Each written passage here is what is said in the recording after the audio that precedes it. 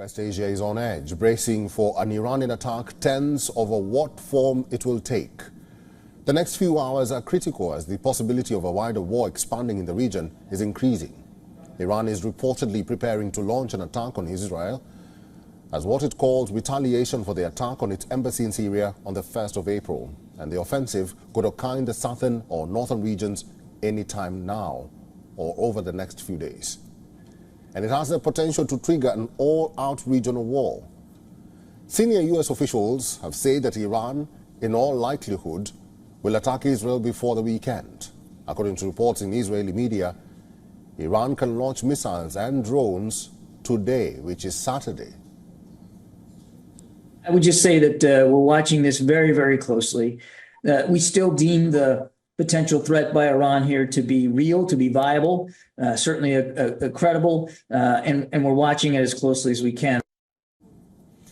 Iran has sent a message to the United States through the Arab countries, and I'm quoting them, "If you intervene in a conflict between us and Israel, we will attack American bases in the region." The warning comes as U.S. President Joe Biden stated that he was expecting Tehran to attack Israel sooner than later. However, he has warned Iran against attacking, stressing that the United States will defend Israel. We are devoted to the defense of Israel. We will support Israel. We will help defend Israel, and Iran will not succeed. Biden, who has been receiving constant updates on the situation from his national security team, the 81-year-old commander-in-chief also issued a one-word warning to Iran when a reporter asked Biden about his message for Iran amid fears of possible strike. Biden asserted, "Don't." What is your message to Iran? What is your message to Iran right now? Mr. President, to Iran in this moment? Don't. Despite the fears of regional tensions escalating, Israel's military has said that they have prepared plans to respond to a possible Iranian attack. According to the army's spokesperson, Israel is ready for a wide variety of scenarios that include both defensive and offensive actions. In the last 24 hours, we conducted reviews of plans for a wide variety of scenarios following reports and declarations of an Iranian attack. The commanders presented to the Chief of Staff the plans for defending and attacking and adjusting the operational response in all the areas. While municipalities in Israel have reportedly been told to prepare for an attack, they've been told to ensure that all public shelters are ready for use. Civilians have also been asked to remain vigilant. Following a sharp rise in the tensions, countries including India, France, Russia, Poland and the United Kingdom have warned their citizens against traveling to Israel and in some cases the wider region amid threats of an Iranian attack. The French Ministry for Europe and Foreign Affairs has advised its citizens against traveling to Iran, Lebanon, Israel and the Palestinian territories. Along with France, India has advised its citizens not to travel to Iran or Israel till any further notice is issued. At the same time, the US has asked its consulate staff in Israel to not travel outside the Greater Tel Aviv, Jerusalem and Beersheba area. Moreover, amidst the heightened tensions, some flights have also been cancelled to Tehran. The German airline Lufthansa has extended the suspension of its flights. Retired Colonel David B. Desroches is a professor at the Near East South Asia Center for Strategic Studies at the National Defense University. He is now joining us live from Washington, D.C. Welcome to the program, and it's good to see you, Colonel David. Now, we've seen, or we've heard from the U.S. The U.S. says, do not. That's according to the United States President. And Iran says, do not meddle or do not intervene in what we are supposed to do. What do you read from this?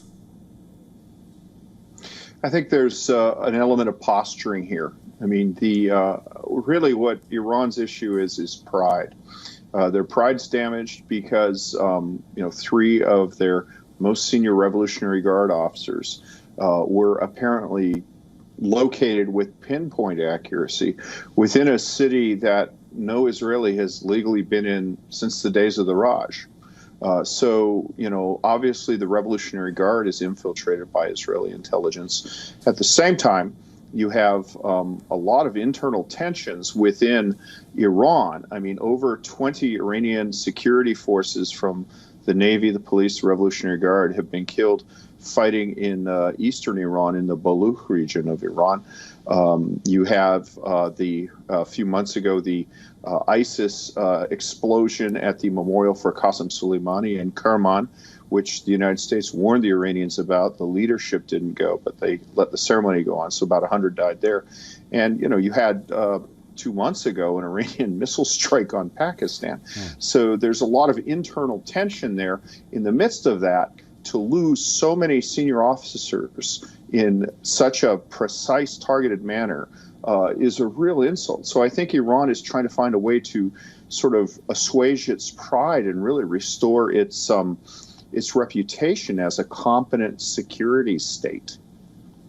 Colonel David, was this attack imminent? Because some analysts say, and some critics say, that it was expected after what Israel did in Damascus. In your own view, do you think this attack is imminent? I think an attack is imminent. I think that the Iranian leadership will have to do something.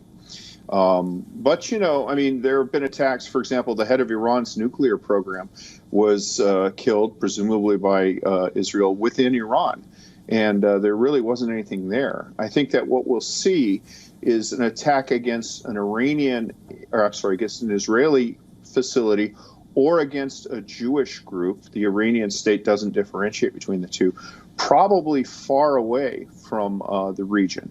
So the most successful attack that the Iranians have had so far was against the Jewish Community Center in Buenos Aires some years ago and the Israeli consulate in Buenos Aires. I think that it's more likely we'll see something like that because they don't want to, for example, have an all-out engagement from Lebanese Hezbollah and invite, you know, the complete Israeli destruction of that. That would really deprive them of one of their key things. The second thing I think we'll see is stepped-up activity by the Arab proxies. The Iranian regime has never been hesitant to sacrifice Arab lives in this service of the Persian desire to subdue Israel. But again, I think they will try to husband Lebanese Hezbollah as their sort of insurance against an all-out Israeli attack against the Iranian state.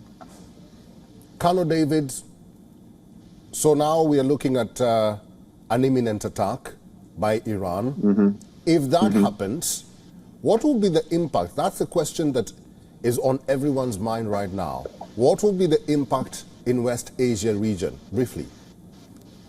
Yeah, well, it depends on what it is, but let's assume the worst case scenario that there's a missile drone attack against Israeli population centers. I think that if that happens, Israel will respond with attacks against the Iranian cities, Iranian facilities located in cities, Iranian command and control centers. And that has the potential for setting off all of the Iranian proxy groups against perceived Western interests. So there is the potential there. There's also the potential for the disruption of shipping, which we've seen in the Red Sea. We'd see it also in the Strait of Hormuz, probably in the Arabian Sea adjacent to Iran, and into the Mediterranean, the Eastern Mediterranean. So there's the potential for serious disruption.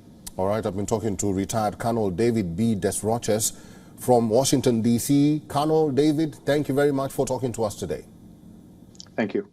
For all the latest news, download the WION app and subscribe to our YouTube channel.